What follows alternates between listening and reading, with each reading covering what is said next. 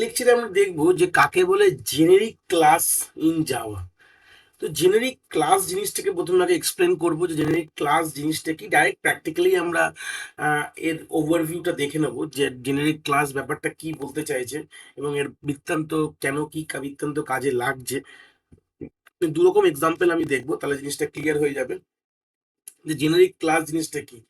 Generic class হলো, ধরে নাও আমরা যখন কোনো ক্লাস তৈরি করি, সেই ক্লাসটার যে তার মধ্যে যে প্রিমিটিভ ডেটা টাইপ গুলো থাকে, প্রিমিটিভ অ্যাকচুয়ালি কথাটা বলবো না, আমি বলতে চাইছি যে ইনস্ট্যান্স ভেরিয়েবলস গুলো যেগুলো থাকে তার যে কি ডেটা টাইপটা হবে, কি ডেটার কি কোন কিসের ডেটা টাইপ হবে, যে যে ইনস্ট্যান্স ভেরিয়েবল ডেটা টাইপ গুলো কি হবে, সেইগুলো ধরে নাও আমরা প্রথম থেকেই ফিক্স করছি না। কি বললাম, প্রথম থেকেই আমরা যদি একটা প্রোগ্রামার ধরে নাও, হতে পারে যে আমি যদি কোডটার মধ্যে কোনো ফ্লেক্সিবল রাখতে চাই। ফ্লেক্সিবল কথাটার মানে হচ্ছে যে যখন যেরকম টাইপে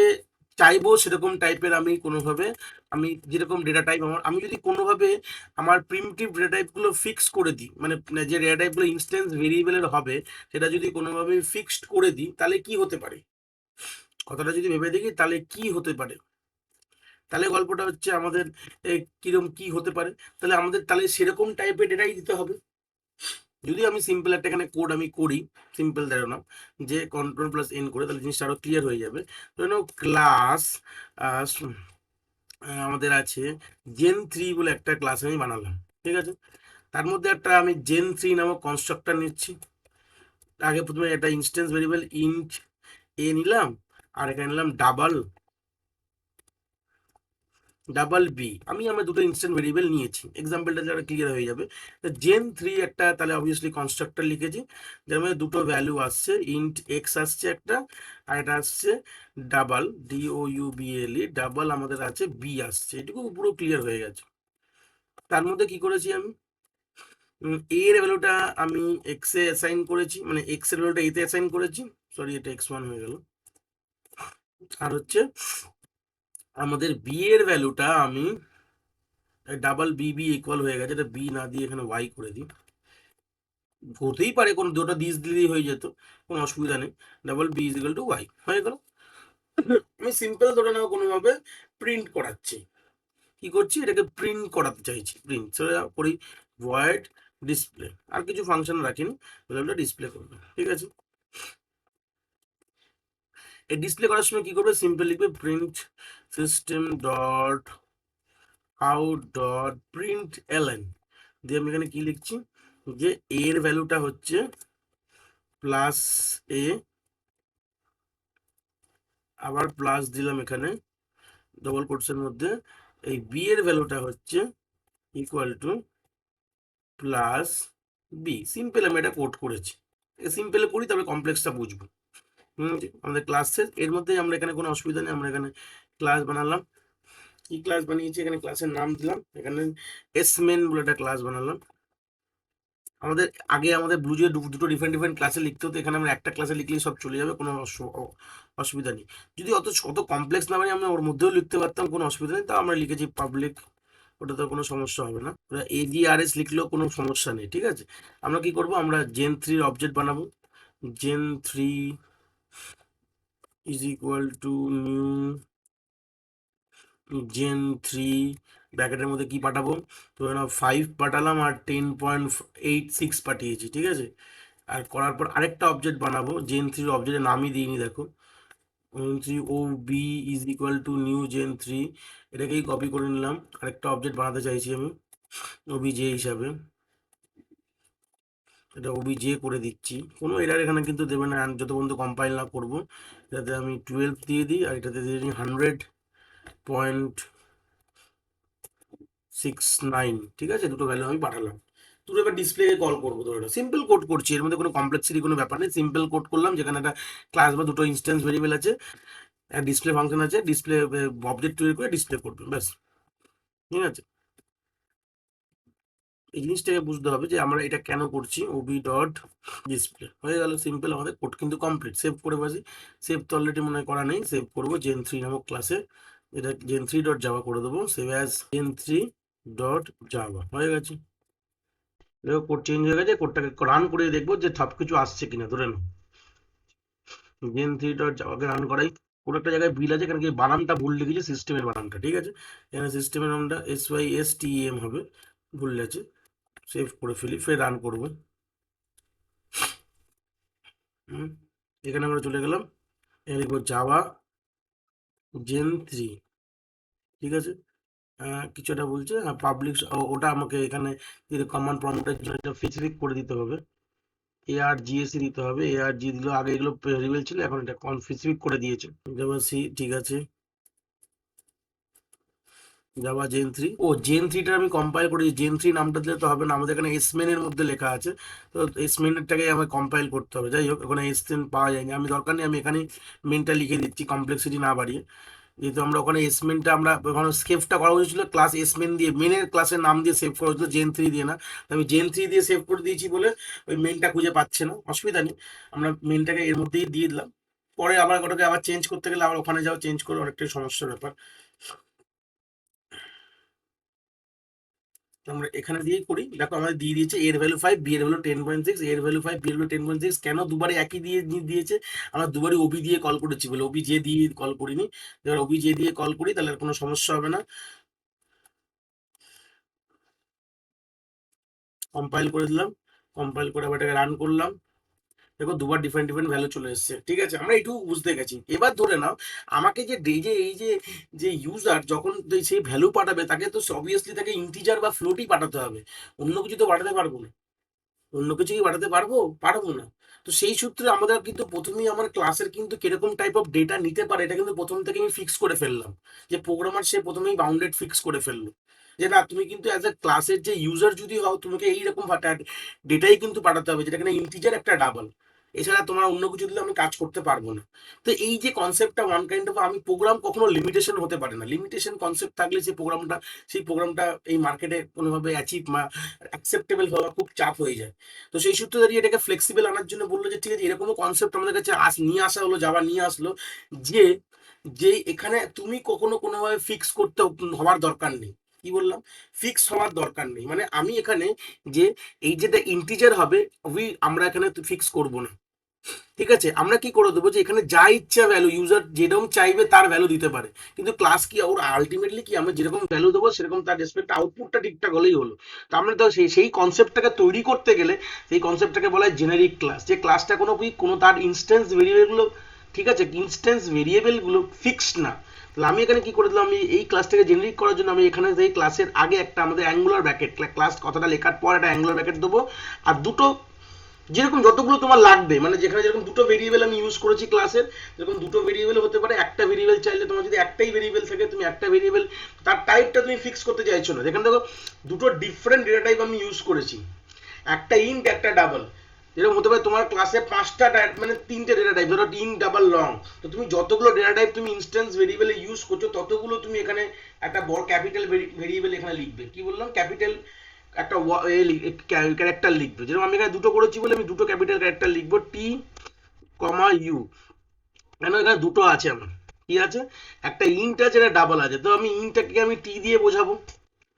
ইনটাকে আমি টি দিয়ে বোঝালাম, যে টি টি এখন এটা কি টাইপের, টি টাইপের, টিটা কি এখনো মেনশন না, এটা আমাদের যে প্রোগ্রামার সে মেন থেকে, মানে যে ইউজার যে ইউজ করবে সে বলবে, ঠিক আছে, এটা এটা কি টাইপের ধরে নাও, এটা আমার ধরে নাও ইউ টাইপের, সিম্পল, এই দুটো টাইপ আমরা এখানে মেনশন করে দিয়েছি, যে এটা টি টাইপের, এটা ইউ টাইপের, আমরা কিন্তু এখানে কোনো কোনো ভ্যালু পে করিনি, যেরকম ভ্যালু মানে আমাদের যে মেন থেকে যে মেন হ্যান্ডেল করবে, আমি আমি এই ক্লাসের মধ্যেই মেন লিখেছি, আমি চাইলে মেনটা অন্য কোথাও লিখতে পারি, চলে আসি অন্য কোনো ক্লাসে লিখি, এই ক্লাসটা আর মেন লিখবো না, এবার ধরুন আমি আমার একটা ক্লাস বানাবো, এটাকে সেভ করে দিই, কন্ট্রোল+N করে নতুন একটা ক্লাস বানাই, এখানে আমরা ক্লাস বানাবো, ক্লাসের নাম দেবো ক্লাস, এখানে স্পেন দেবো, এটাকে আমি রান করাবো, ঠিক আছে, স্পেন দিলাম, ঠিক আছে, এর মধ্যে আমি ক্লাসটা লিখে দিলাম, Gen 3 অবজেক্ট বানাবো, এই জায়গাটা কি হবে, যখন যে ইউজার যখন যেরকম চাইবে এখানে দিয়ে দেবে, যে এখানে ইউজার যে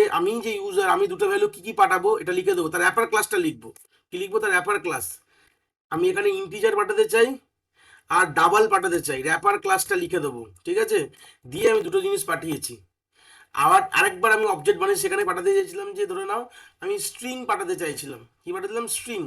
চলে আসি স্ট্রিং দিই, স্ট্রিং পাঠাতে চাইছি, আর ধরে নাও আমি পাঠাতে চাইছি হচ্ছে আর তো কোনো ভেরিয়েশন হয় না,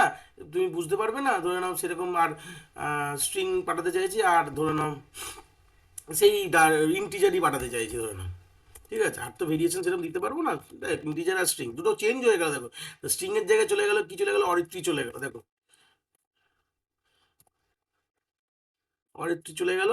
আর আমরা ইন্টিজারের জায়গায় 100 দিয়ে দিলাম, ঠিক আছে, জিনিসটাই পাল্টে দিলাম আমার মতন ভাবে এ হবে। এবার আমি এটাকে যখন সেভ করব,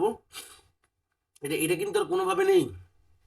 মানে এটা কিন্তু আমার হাতে নেই, এটা এটা পুরো বেস্ট অন কার হাত, এটা এটা পুরোটাই বেস্ট অন যে যে মেন লিখছে, মানে যে ক্লাসটা তো যা যে মেন ফাংশন লিখছে ওই ক্লাসে, সে তার মতন ডেটাটাই মেনশন করে ফেললো। এটা কিন্তু আর আগের মতন গল্প নেই যে ওখানে ওই দুটো ডেটাই দিতে হতো। এটা আমি অ্যাজ আ প্রোগ্রামার কিন্তু হচ্ছে আমার মতন ভাবে কি কি ডেটা পাঠাবো সেটা আমার হাতে কন্ট্রোলে আছে। বুঝতে পেরেছি, সেটা কি কি ডেটা পাঠাবো সেটা কার কন্ট্রোলে আছে, আমার কন্ট্রোলে আছে, কিভাবে হবে। এবং সেম যখন আমরা এই অবজেক্ট বানাবো তখনও কিন্তু এই জিনিসটা লিখতে হবে, সেম ডেটা পাঠানোর সময় এই ব্যাকেটে এই জিনিসটা লিখতে হবে, এবং যখন আমি এই জেন 3 অবজেক্ট বানাবো তখনও কিন্তু এই জিনিসটা কিন্তু আমাকে লিখে দিতে হবে যে কি কি ডেটা টাইপ আমরা এখানে মেনশন করতে চাইছি, ঠিক আছে। এই জায়গাটা কিন্তু আমাকে লিখে দিতে হবে, জিনিসটা মেনশন করে দিলাম কোনোভাবে যে দুটো ডেটা টাইপ এখানে আছে, তাহলে জিনিসটা ক্লিয়ার হয়ে গেল। চলো এটা এটাকে কল, এটাকে আমি একবার রান করে দেখি। প্রথমে কম্পাইল করতে হবে আমাকে, লিখবো হচ্ছে জাভা সি এস মেনটাকে এখন নিয়ে কাজ করছি, ডট জাভা। একটা ভুল দিয়ে দিয়েছে, কি ভুল দিয়ে চলে দেখে নি। বলছে যে ক্যান নট কনভার্টেড, এখানে আমি ওই এটা পাল্টাইনি আমি কোনোভাবে। আমার যেখানে এই জেন 3 এর মধ্যে এই যে ইন্ট ডাবলটা করলে, ইন্ট আর তো হবে না, এখানে কি হবে, এখানে টি হবে, আর ডাবলের জায়গায় কি হবে, ইউ হবে। আমি দুটো এটা এখানে মেনশন করেই দিয়েছি, টি আর ইউ, সেই সূত্রে আমাদের এই জিনিসটা এখানে লিখতে হবে, পুরো বলে দিলাম। আর এই ক্লাসটা কম্পাইল করতে হবে, এই ক্লাসটা কম্পাইল করে দুটো ক্লাসকেই কম্পাইল করতে হবে, কেন এই ক্লাস কম্পাইল করলে ওই ক্লাস অটোমেটিক কম্পাইল হবে না, আমরা দুটো ক্লাসকেই কম্পাইল করে নেবো প্রথমে, ঠিক আছে। এসমেন ডট জাভা কম্পাইল হলো, কোনো একটা এক্সপ্লেন কম্পাইল করতে গিয়ে সবগুলো এসমেল হয়ে গেছে, ওখানে বানানটা ভুল লিখেছি, ইন্টিজার বানানটা ফের আমরা ভুল করেছি, ইন্টিজার বানান ভুল লিখেছি, ইন্টিজার এখানে ইন্টিজার বানানটা ভুল লিখেছি, দুটোকে কম্পাইল করে নিচ্ছে একসাথে, কোনো ভুল নেই। আর কি করব, আমরা এখানে লিখবো জাভা এস মেন করবো, ঠিক আছে। দেখো এস মেন বলে তো এসটা বড় হতে হবে, দেখো এর ভ্যালু 5, বি এর ভ্যালু 10.6, এর ভ্যালু অরিত্রী, বি এর ভ্যালু 100, তাহলে বুঝতে পেরেছি আমি যে অ্যাজ আ প্রোগ্রামার আমি যখন তোমার ক্লাসটা ইউজ করছি, যে কোনো ক্লাসকে ইউজ করছি, এটা তাহলে কেন হলো,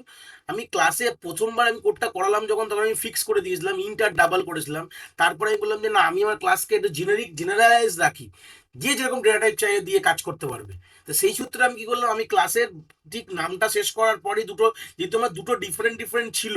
মানে আমার আমার ইনস্ট্যান্স ভেরিয়েবল দুটো টাইপের ছিল, ইন্টিজার ছিল আর আমার ফ্লোট ডাবল ছিল, তো সেই সূত্রে দুটো আমি ক্যাপিটাল লেটারের ক্যারেক্টার আমি এখানে লিখলাম, তাহলে এই দুটো ডিনোট করবে যে এই দুটো টাইপের ডেটা টাইপ হতে পারে, আমার প্রোগ্রাম দুটো ডিফারেন্ট ডেটা টাইপ অ্যাকসেপ্ট করতে পারে, সেটা যে কোনো টাইপেরই হোক না কেন, হয়ে গেল। সেই সূত্রে আমি নিয়ে নিলাম, নিয়ে এবার আমি কনস্ট্রাক্টরে ভ্যালুয়েশন করলাম, যেটা টিটা হচ্ছে এক্স, মানে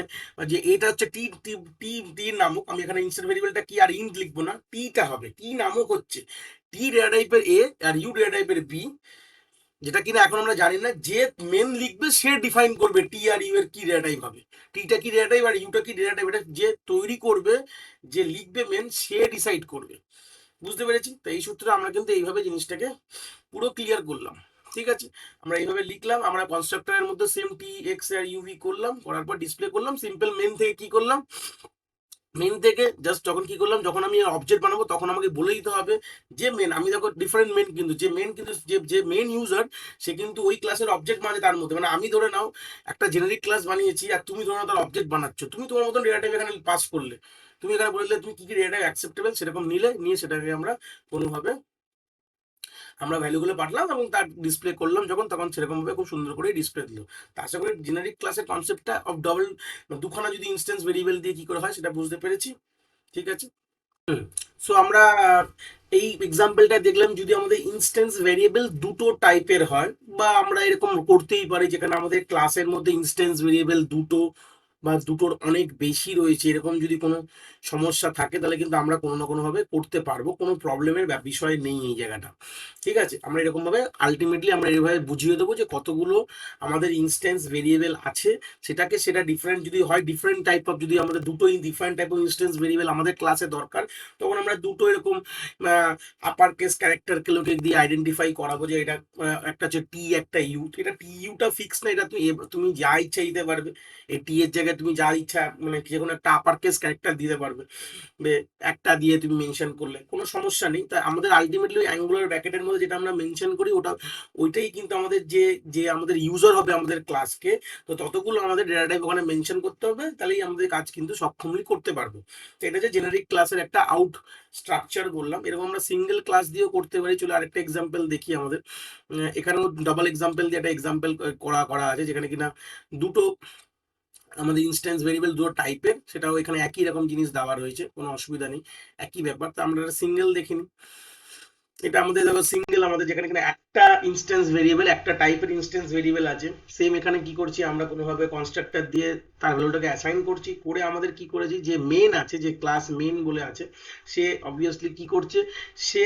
আমাদের যে যে দুটো দুবার অবজেক্ট বানিয়েছে, আইওবি আর এসওবি দুটো অবজেক্ট বানিয়েছে, মানে একটা হচ্ছে ইন্টিজারের টাইপের অবজেক্ট বানিয়েছে, মানে যে অবজেক্টটা বানাবো তার মধ্যে ইন্টিজার ভ্যালু পাস করিয়েছি, তাই জন্য আমরা ইন্টিজারের ওই যে টি এর ভ্যালুটাকে আমরা রিপ্লেস করি, যে টি কথাটা অ্যাকচুয়ালি লেখা ওটা কিন্তু রিপ্লেস হয়ে যায় সেই র্যাপার ক্লাস দিয়ে, ওই টিটাকে ওটা টাইপ কাস্ট হয়ে যায়, যে যে র্যাপার ক্লাসটা আমার মেন থেকে আমি বলে দিই, তার মানে আমার এখন যখন আমি ওর অবজেক্ট বানাচ্ছি তখন আমার যে ডেটাটা যেটা যাবে সেটা আমার টাইপের যাবে, এটা ইউজারের টাইপ। যদি যে তোমার এই ক্লাসকে যে ব্যবহার করে সেও কিন্তু ওয়ান কাইন্ড অফ ইউজার, ইউজারের টাইপের ডেটা ওখানে যাবে, সেটা কিন্তু সেটাকেই সেরকম ফ্লেক্সিবল যদি ক্লাসটা হয় তাহলে সেটাকে কি বলা হয়,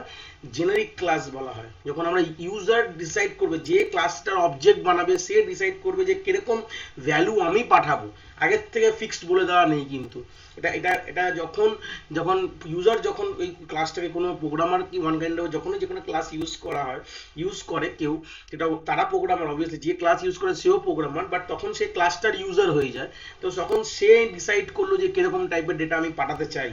এটা এটা আমাদের প্রথম থেকে ফিক্সড, কিন্তু যে ক্লাস বানিয়েছে সে ফিক্স করে দেয়নি। তো সেই সূত্রে এগুলোকে আমাদের বলে থাকবে আমরা জেনারিক ক্লাস, এবং সেটা তার কনসেপ্ট। আশা করি জেনারিক ক্লাসটা পুরো বুঝতে পেরেছি।